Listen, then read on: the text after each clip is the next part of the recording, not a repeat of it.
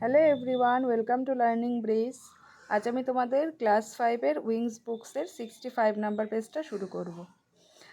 আর আমার আগের ভিডিওগুলোর লিঙ্ক আমি ডেসক্রিপশানে দিয়ে দেবো। এর আগের যে পার্টগুলো আমি করিয়েছি, তো তোমরা যারা যারা ওগুলো দেখোনি দেখে নিও। আর যারা নতুন দেখছো প্লিজ চ্যানেলটাকে সাবস্ক্রাইব করে দিও। আমি তোমাদের ক্লাসের সমস্ত ক্লাসের ভিডিও এই চ্যানেলে দিতে থাকবো। প্রথমে অ্যাক্টিভিটি 7, এর আগের অ্যাক্টিভিটিগুলো আমি করিয়ে দিয়েছি। আজ অ্যাক্টিভিটি 7 থেকে শুরু হচ্ছে। Fill in the blanks with words from the wardrobe. ওয়ার্ডরোবে তোমরা যে ওয়ার্ডগুলো পড়েছিলে, রিটায়ার্ড, ঠিক আছে, ম্যাগনিফিক্যান্ট, এম্পেরর্স, মর্ন, গ্লিপস, যে ওয়ার্ডগুলো পড়েছিলে আমি খুব ভালো করে পড়িয়েছিলাম, আমার আগের ভিডিওতে আছে। ওই ওয়ার্ড মিনিং অনুযায়ী এখানে বসাতে হবে। ফার্স্টে কী আছে, এই দাগ দেখো, my father has built a dash house. আমার বাবা তৈরি করেছে একটি বাড়ি। সেখানে বসবে ম্যাগনিফিক্যান্ট। ম্যাগনিফিক্যান্টের অর্থ চমৎকার, তাহলে এখানে হবে আমার বাবা তৈরি করেছে একটি চমৎকার বাড়ি। বিদাগে আছে dash and kings rule in the past. বলছে কি কে বলেনি সেটা, এবং রাজা শাসন করতো অতীতে, তাহলে এখানে হবে এম্পেরর্স। ওয়ার্ডরোবে এম্পেরর্স আছে, এম্পেরর্স অর্থাৎ সম্রাট। সম্রাট এবং রাজা অতীতে শাসন করতো। সিদা কি আছে, the country dash the death of A soldiers. বলছে কি দ্য কান্ট্রি সোলজারদের মৃত্যুতে, এখানে হবে মর্ন। মর্ন মানে কি শোকাহত হওয়া বা মানে অনুশোচনা করা, বিলাপ করা, স্যাডনেস দেখানো যেটা। তাহলে এখানে হবে the country mourn the death of a সোল্ডারের সৈনিকের মৃত্যুতে আমাদের পুরো দেশ কি শোকাহত।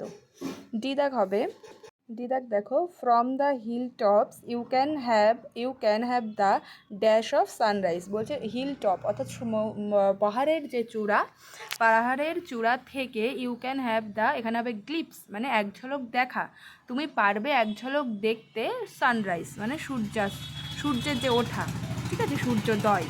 বলছে তুমি হিল টপ থেকে সূর্যোদয় দেখতে পাবে, এক ঝলক দেখতে পাবে।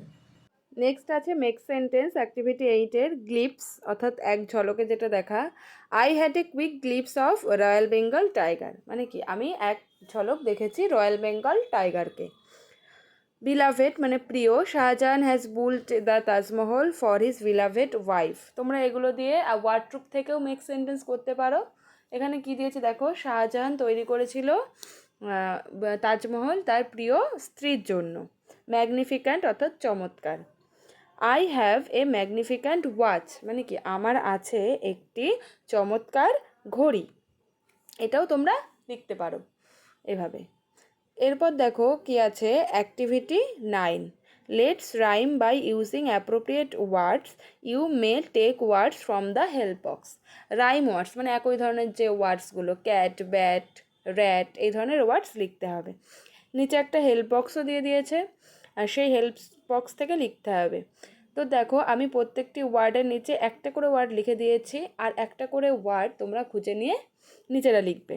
হ্যাঁ, প্রথমে দেখো কি আছে, টেল, বেল, তারপর court, fort, grave, nave, right, might, went, sent, silk, milk, meeting, sheeting, no, bow, nobility, utility. এছাড়াও দেখো আরও ওয়ার্ড আছে, যেমন টেল, বেল, ফেল, ঠিক আছে, কোর্ট, কোট, এইভাবে অনেক ওয়ার্ড আছে। এগুলো কিন্তু তোমরা নিজেরা একটু করে নেবে। এই ওয়ার্ডগুলো নিজেরা একটা লিখবে, আমি একটা লিখে দিয়েছি। এরপর দেখো নেক্সট পেজে অ্যাক্টিভিটি 10, একটা পিকচার আছে, সেই পিকচারটা ভালো করে দেখো। এটা একটা পার্কের picture. Right in 6 sentence about a park in your locality. তোমার লোকালিটি আছে এমন একটি পার্ক সম্পর্কে লিখতে হবে। 6 সেন্টেন্স, 6টি বাক্য।